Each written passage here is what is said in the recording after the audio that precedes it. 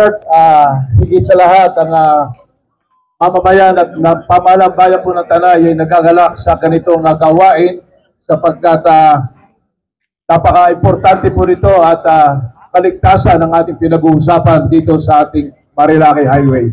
Kaya ako po nagpapasalamat sa ating mga organizer po, higit sa pangunguna po ng ating mahal nating kababayan na Senador JB Ejercito at sa ating mga TV personality, talagang kilala natin to, si Sir Kim Atienza at ang ating mga party list na naririto ngayon, ang ating SBP at ang ating angkas. Palakpakan po natin ang ating po mga nakikisa po rito.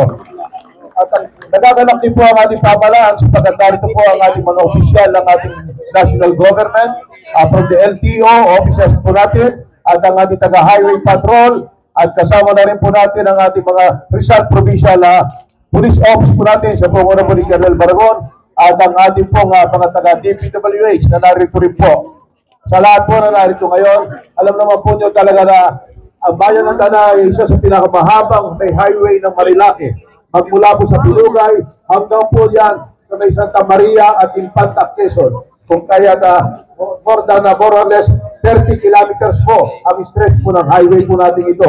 Kung kaya isa po ito sa ating mga pinagtutuunan at talagang gustos na kagastusan dahil sa haba nito, ang ating po mga local public safety unit, ang ating municipal disaster office natin at ang ating rural health unit ay nagtutulong-tulong po para po ang ating kaligtasan at higit pagsagip buhay sa ating mga motorista na na-aksidente at mga mamamayan po natin. Kaya po kami sa ginagawa ninyong ito, ang ating Let's Make Marilaki Safe Again, napakagandang pagbubukas po nito sapagkat naniniwala kami sa ganitong magandang hakbangin po nito, matututo at mauruan ng mga bawat isang mga motorista ang kahalagahan ng kaligtasan sa pagmamaneho. Ilan at maraming salamat po. Mabuhay po tayo lahat po natin ngayon. Magandang umaga. Una sa lahat, gusto ko magpasalamat sa pinatakagulo sa ating mga riding community sa ating panawagan na Make Marilaki Safe Again. Ito po, voluntary na post na kami na mga kasama natin sa motorcycle organizations at napakarami ang sumama at sumali. Maraming salamat po. No?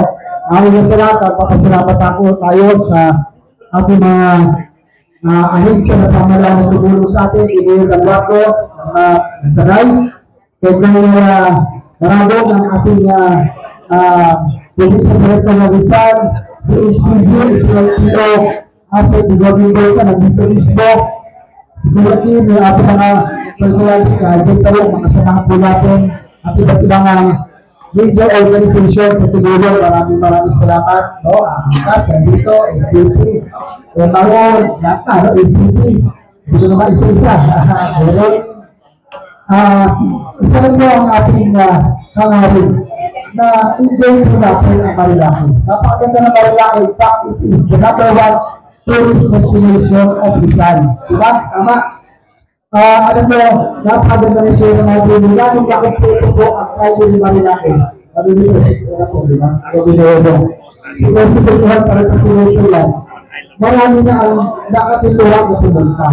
Maraming kapihan, maraming restaurant. Kaya ito yung talaga pinakasyalan. Kaya lang, dahil sa magandang mga ilan na walang disiplina, nagkamay po tayo lahat. Tama? Diba? Kaya, nagpapasalamat ako sa riding community, gawin natin ligtas at discipline zone ang Marilaki para makatulong tayo. Doon sa ating mga paraan, nag-enjoy na tayo ride, nakakain tayo, magandang ang panahon, pero hindi pa dyan.